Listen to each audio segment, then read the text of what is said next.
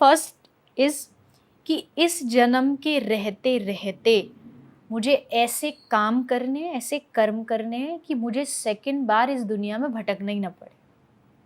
मतलब मैं ऐसा कुछ करूं, भक्ति करूं, भजन करूं कि मैं भगवान को पा सकूं। ये मेरी नज़र में सबसे मेन और पहला पर्पस है एज अ ह्यूमन लाइफ। देता है बट खुशी नहीं। चित्रलेखा जी, जो रिलीजन के नाम पे डिविजन्स होते हैं, झगड़े होते हैं, वो हम कभी खत्म कर पाएंगे?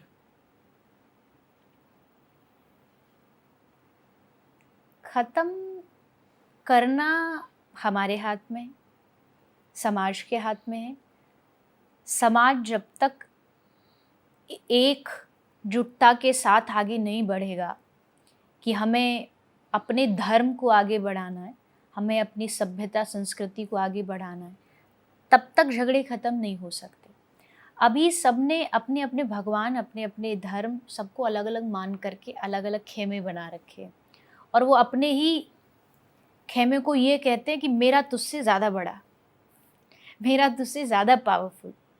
होगा, ऐसा नहीं होगा, होगा ज़रूर होगा। हम सनातन धर्म को हज़ार जगह ढिंढोरा पीट के कहते हैं हमारे धर्म जैसा धर्म नहीं। बिल्कुल, हमें गर्व है उस बात का कि हमें जन्म दिया है भगवान ने। आपको जिस भी धर्म में जन्म दिया आप उसका सम्मान करो, लेकिन अगर आप उसके लिए झगड़ रहे हो, लड़ रहे हो, एक दूसरे को नीचा दिखा रहे हो, तो ना तो आपका धर्म कभी खुश होगा और ना भगवान कभी खुश होंगे। क्योंकि भगवान देखते हैं कि मैंने जिनको बनाया वो आपस में कैसे लड़ रहे हैं। अक्सर ऐसा होता, कभी कभी खाना भोजन खाते खाते हमारी जो दांत है वो जीभ को कट कर देता है, कट कर बीच में आ जाती है। बहुत हर्ट होता है, लगती है, कई बार ज़्यादा कट हो गया ब्लड भी निकल जाएगा। बट क्या हमने कभी दांतों को गुस्सा करके दांतों को तोड़ा है कि तेरी इतनी हिम्मत मेरी जीभ को काट रहा है तू? क्यों नहीं तोड़ा? क्योंकि हमें पता अगर दांत टूटेगा तो दर्द मुझे होगा। क्यों? क्योंकि दांत भी मेरा है, जीभ भी मेरी है। ये हम मान गए हैं कि ये पूरा शरीर मेरा है, अलग नहीं है। तो ठीक वैसे जिस दिन आप ये मान जाओगे कि सब में मेरा भगवान है, आप ये लड़ना झगड़ना छोड़ दोगे, क्योंकि आपको पता अगर उसको कष्ट दे रहे हो मतलब आप अपने ही भगवान को कष्ट दे रहे हो। अगर आप नुकसान उसको दोगे तो कष्ट आप ही को है, किसी और को नहीं है। ये तभी झगड़ा ख़त्म होगा जब आप ये मानोगे कि ये सारी दुनिया भगवान की ही है। तुम उसको अलग नाम से भज लो, अलग शेप आकार का भज लो, है तो एक, है तो मूल एक ही। वो अगर एक बॉम्बे में बैठे एक एक्टर अपनी लाइफ में कितने सारे रोल अदा करता है, कितने सारे कैरेक्टर्स होते हैं, हर कैरेक्टर हर स्टोरी अलग अलग होती है। कभी वो कोई नाम ले लेता है, कभी कोई वो कोई सा नाम ले लेता है। क्या भगवान नहीं ले सकते? क्या भगवान एक ही नाम एक ही रूप में रह सकता है? नहीं, उसने भी अपना आनंद मौज ली है। कभी वो राम बना, कभी वो कृष्ण बना, अलग अलग कैरेक्टर है तो एक ही, हीरो तो एक ही है, कैरेक्टर्स अलग अलग है। तो भगवान एक है, नाम और कैरेक्टर्स धर्म जो है वो अलग अलग रूप में भगवान ने लिए। असली और नकली, इसमें फर्क कैसे हम लोग मालूम कर सकते हैं? लाइक किस चीज का? लोगों में। लोगों में बड़ा मुश्किल काम है। आजकल लोग दो दो मुंह लेकर के दुनिया में चलते जैसे एक हैं। ज़माने में मेरे बहुत दोस्त हुआ करते थे, तो मैं कहता था अच्छा ये कौन है, मैं कहता आपसे ये मेरा बेस्ट फ्रेंड है। फिर आप मुझसे 2 स्टेप आगे चलती है, बोलते ये कौन है, तो मैं आपसे कहता ये भी मेरा बेस्ट फ्रेंड है। और इतने सालों बाद मेरे सिर्फ 3 दोस्त हैं, और अब मैं और करीबी दोस्त बनाना भी नहीं चाहता हूँ। कभी किसी को पैसे दिए, लौटाया नहीं, पीठ पीछे कुछ बोल दिया, भरोसा था, जो भी था। तो इंसान स्पेशली आज के ज़माने में जहाँ कोई किसी का नहीं है, जी। क्योंकि सबको सर्वाइवल की पड़ी है, धन कमाना है, दोस्ती जाए भाड़ में, अपने लिए करना है, वगैरह वगैरह। तो असली और नकली में कैसे फर्क कर सकते हैं? या तो गिर के सीखे या कोई और तरीका है? तो आपने बहुत अच्छी बात बोली कि ठोकर खा के समझता है क्या। मैंने ऐसा देखा है कि आज का ज़माना ऐसा है, यहाँ समझाने से बहुत कम लोग समझते हैं। मतलब अगर हम उनसे ये भी बोलें कि नहीं, ये दुनिया थोड़ा सा स्वार्थ से भरी है, तो भरोसा किसी पे थोड़ा कम किया करो, तो बोलेगा अरे नहीं, तुम नहीं जानते, हमारे वाले तो एकदम दूध के धुले हैं, हमारा जिनसे रिश्ता है। और जब फिर ठोकर आती है, वही रोकते हुए तुम्हारे पास आएंगे कि हाँ, अब दुनिया, भगवान चाहते हैं कि शायद आप दुनिया की सच्चाई देखो। तो आई थिंक किसी को समझाओगे, इतना नहीं समझेगा। और टाइम ऐसा चल रहा है कि यहाँ किसी से बहस भी नहीं करना। मतलब किसी ने ये कहा ना, हाथी उड़ता है, तो बोल दो हाँ, आज मैंने सुबह देखा था, मेरे घर की छत पे तार पे बैठा हुआ था। क्योंकि कोई बहस से, समझाने से बहुत कम लोग समझते हैं। समझ जाए वो आपका अपना है, बहुत अच्छा है कि वो आपकी बात को समझ रहा है। नहीं तो जीवन में कुछ ठोकरें खानी ज़रूरी होती हैं। और विश्वास एक ऐसी चीज़ है, मुझे लगता है पहली कंडीशन ही ये रख लो कि आप अपने पैरों के अलावा और अपनी मेहनत के अलावा किसी पे भरोसा नहीं करो, कोई भी दुनिया का हो। क्योंकि यहाँ जैसा मैंने कहा, हर चीज़ बदलती है, चीज़ें बदलती हैं, लोगों के आपके प्रति रुझान बदल जाते हैं। आज आप अच्छे कुर्सी पे बैठे हो तो आपको सब कहेंगे वाह, बहुत अच्छा आदमी है। कल को आप जाओ कि आपकी कुर्सी छिन गई, मतलब आप जिस रुतबे पे वो हट गया, वही लोग जाके 10 जगह पीठ पीछे आपके बारे में बोलेंगे।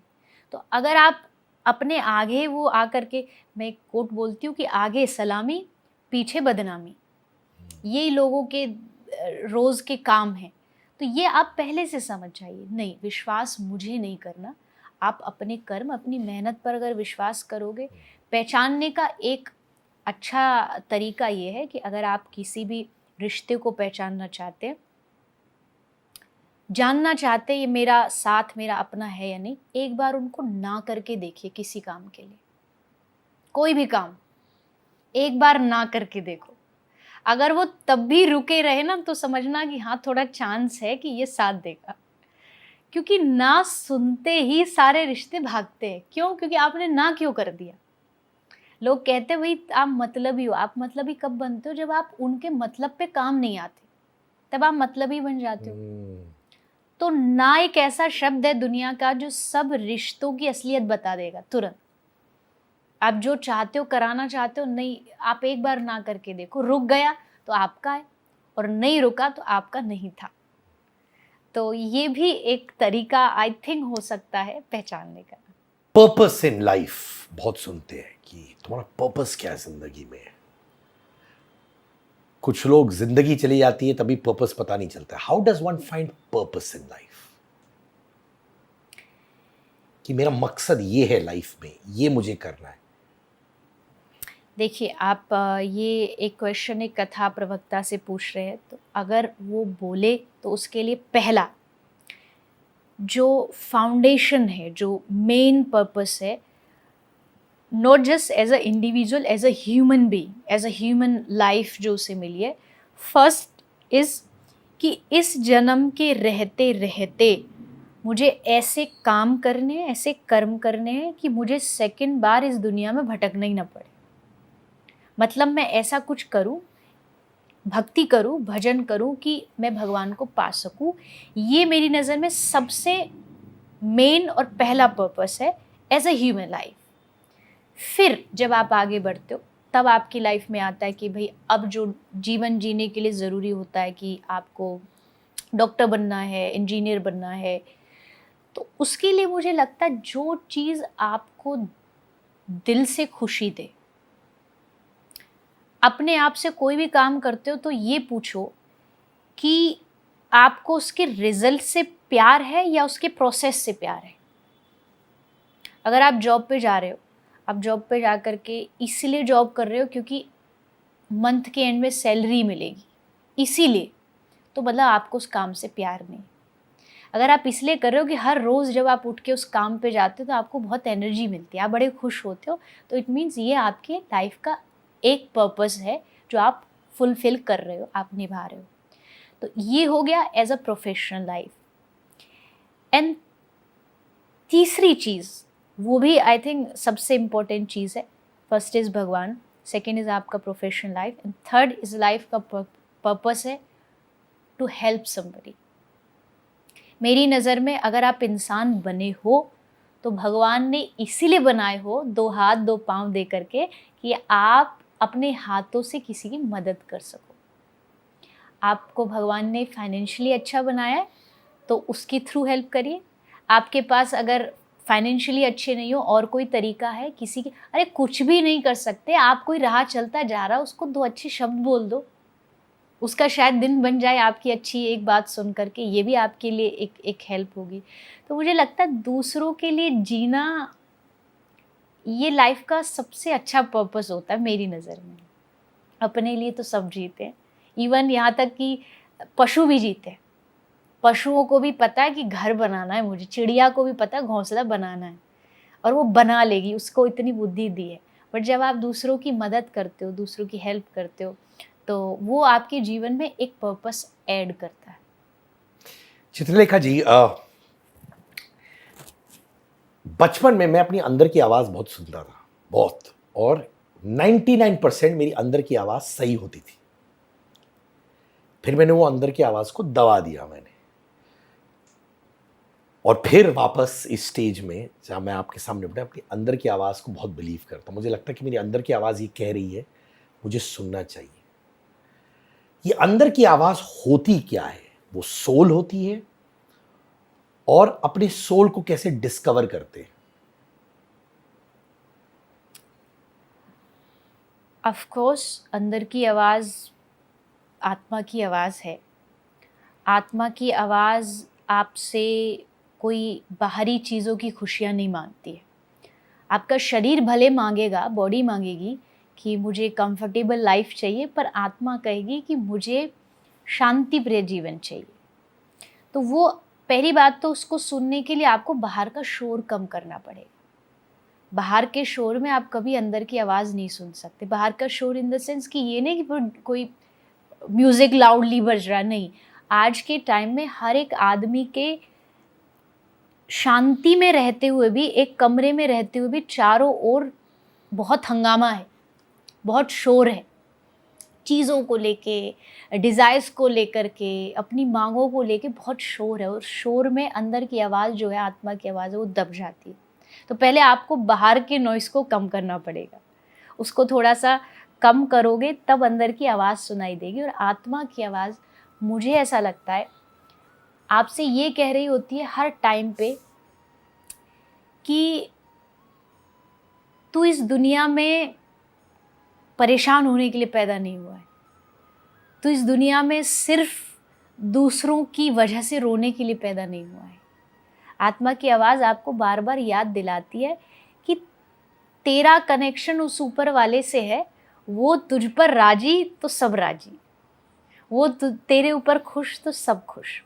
पर अक्सर होता उल्टा है, हम दुनिया को खुश करने में पूरा जीवन लगा देते हैं, न दुनिया खुश होती है न हम खुश होते हैं। अगर एक बार अंदर की आवाज़ सुन करके आप उस भगवान को, परमात्मा को खुश करने की कोशिश करोगे ना, तो आप खुद ही वो खुशी महसूस कर पाओगे। तो हो सकता है अलग अलग किसी की अंदर की आवाज़, आत्मा की आवाज़ कोई मांग करती हो, बट शास्त्र कहते हैं आपकी आत्मा की आवाज़ यही मांगती है कि आप भगवान से जो आपका रिश्ता है उसे पहचानो, तो आप खुशी हमेशा जीवन में खुश रह पाओ।